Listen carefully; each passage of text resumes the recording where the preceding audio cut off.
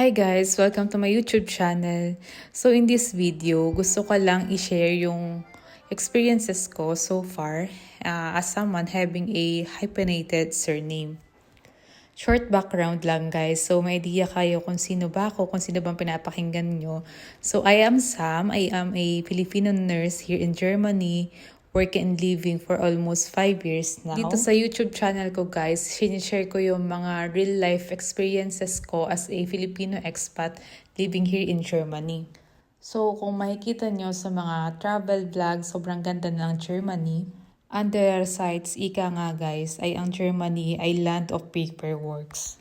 So bilang tao lang naman tayo guys, laging madaming tanong. Mahilig ako mag-research o kaya magbasa or kaya makichika sa mga friends ko kung paano ba gawin to, paano ba mag-sign dito. Kasi guys, dito sa Germany, wala kang ibang aasahan kundi ikaw. So yung mga paperworks mo dito, kung hindi mo siya gagalawin, kung itatambay mo lang siya sa isang tabi at hindi ka a-action, walang mangyayari sa'yo dito. So, ayun na nga guys, simulan na natin ang chika. Bakit nga ba hyphenated surname ang ginamit ko after namin magpakasal doon sa Denmark? So guys, before that, tinawag siyang hyphenated kasi yung two family names mo ay pinagsama siya using a hyphen. So, kumbaga guys, ngayong dalaga ka pa, ang pangalan mo is Maria Cruz as middle name, then Santos as your surname. At nagpunta ka dito sa Germany, nakilala mo si Mr. Müller at nag-decide kayo magpakasal. Then suddenly, naisipan mo na ayaw mong i-let go yung surname mo nung pagkadalaga. So guys, after nyo diba mag-isang dibdib, pupunta ka sa Philippine Embassy,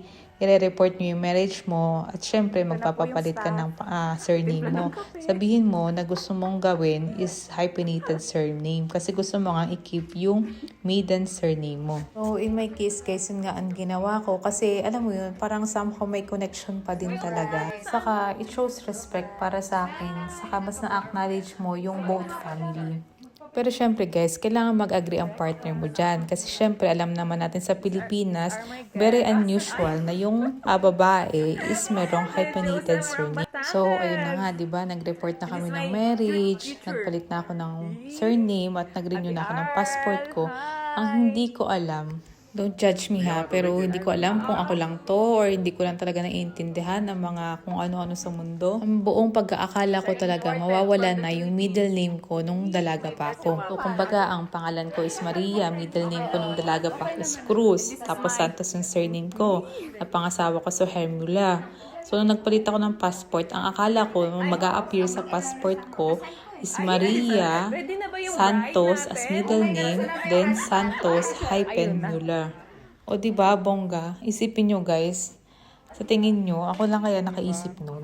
Sa tingin ko naman hindi guys. Kasi one time, tinanong ako ng friend ko kasi hiningi niya yung full name ko kasi may ipapaship siya dito sa akin. So, sinabi ko, ganyan, ganito na yung bagong pangalan ko. Hindi naman siya nag-react. Tapos isang araw, nagtanong sa akin tatay ko. Sabi niya, ano na yung full name ko kasi kailangan niya sa work as parang may official document siya na kailangan fill upan. So, sinabi ko, ganito na yung bago kong name. Tapos sabi niya, medyo na-shocked siya guys, alam nyo. Kasi sabi niya, bakit daw yung middle name ko, saka yung surname ko ngayon, iisa. Kasan daw yung dati kong middle name? Sa isip ko naman, hindi ba yung normal, opa? Tapos yun na nga guys. Pagka-check ko ng passport ko, ang nakalagay dun, yung middle name ko nung dalaga ako, sabi ko, ha? O diba? Okay. Pero grabe guys, nagulat din ako. As in, nag-check ako ng passport gabi. Tapos hindi ako masyado nakatulog ng gabi na yun kasi iniisip ko, naku, passport ko yun. Tapos yung nasa Aufenthaltstitel ko, ganito. Yung mga documents ko, ganyan. Buti na lang guys. Alam mo dito sa Germany, kakaiba din talaga dito eh. Wala silang middle name. Siguro may middle name din sila. Pero hindi yung nag-a-appear sa mga ID o kaya mga passport nila. As in yung pag nag-fill up ka ng form, ang nakalagay lang doon is yung forename mo, which is yung first name mo, saka yung nakname o kaya surname mo. So, wala doon yung space na middle name, hindi katulad yan sa atin sa Pilipinas. Kaya, sobrang litong-lito talaga ako dito. So, medyo nag-worry talaga ako nun guys kasi hindi ko talaga alam kung tama ba yun nasa passport ko kasi kapano kung mali, edi mag-renew na naman ako ng passport.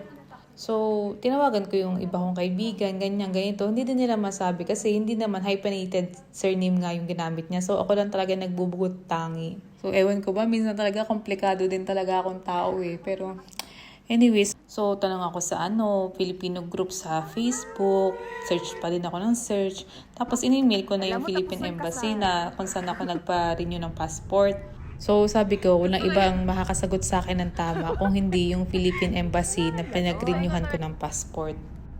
So yun nga, in-email ko na, tinagalog ko na nga para mas maintindihan, so para mas sagot din agad sila.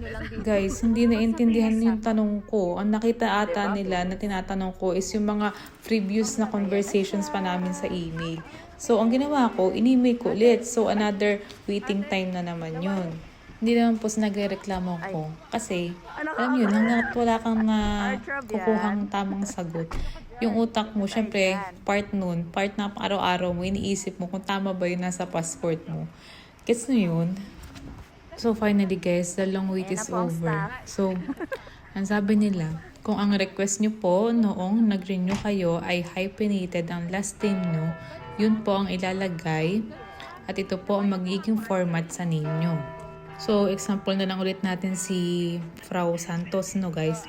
So, si Frau Santos nagpakasal, nagpapalit, hyphenated surname ang gusto.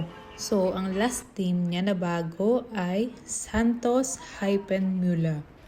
First name is Maria at ang middle name ay Cruz pa din, guys. Tama ang narinig nyo, Cruz pa din. So sa case ko, tama yung nasa passport ko. Sabi pa ng embassy guys, pero kung ang napili nyo po ay hindi hyphenated, ito naman po ang format. Last name, Müller. First name is Maria. At ang middle name ay Santos. So, yun yung alam ko guys na normal talaga. Pero yun nga, sa case ko, hyphenated. Kaya medyo na-confused talaga ako ng bongga. So, hindi siya medyo. Na-confused talaga ako. So, ayun guys, medyo nakahinga na ako. Sabi ko, buti na lang Lord.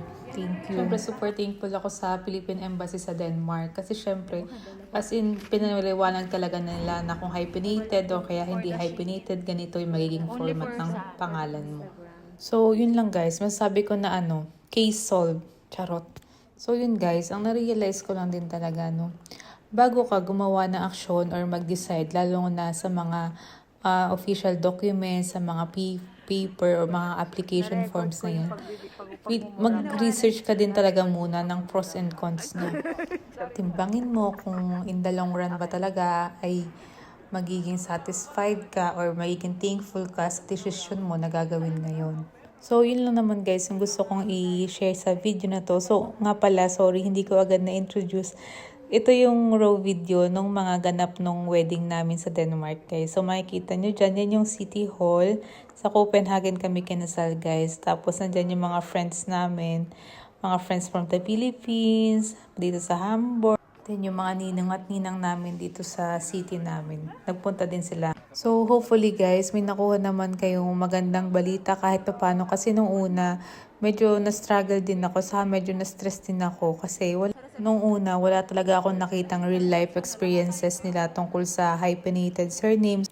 Lalo na para sa mga Filipino na nakatira dito sa abroad. So, kung napanood nyo man to, or kaya kung may experiences man din kayo about hyphenated surname, guys, I will truly appreciate it kung i-share nyo. Kung may dapat ba ako malaman about hyphenated surname, ganyan, ganito, sobrang thankful na agad ako sa inyo. So, yun lang guys. Kung nag-enjoy kayo, pwede din kayo mag-like or kaya mag-subscribe para alam ko kung may nararating ba talaga tong video na ginagawa ko or nakakatulong ba ako sa ibang tao. So, see you on the next one, guys. Choose! Only 2 persons.